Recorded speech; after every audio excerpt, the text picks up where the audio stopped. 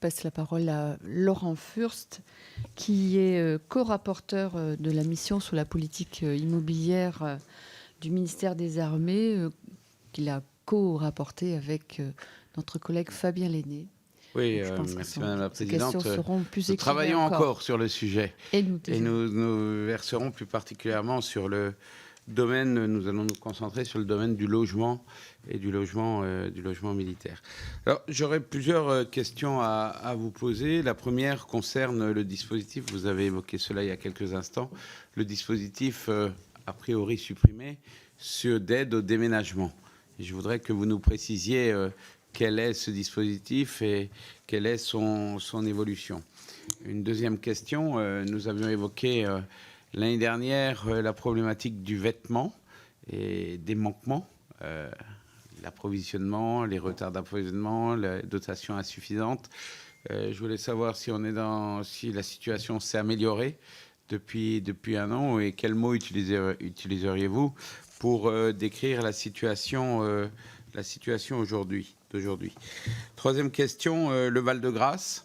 J'étais très intéressé par ce que vous avez dit sur cet hôpital qui a été désarmé, qui aujourd'hui est un bien que la nation, que l'État peut vendre. En tout cas, ça fera l'objet d'un arbitrage au plus haut niveau. Quelle est votre vision sur ce bien militaire, sur le Val-de-Grâce? C'est un sujet important. Quatrième question sur les compétences rares.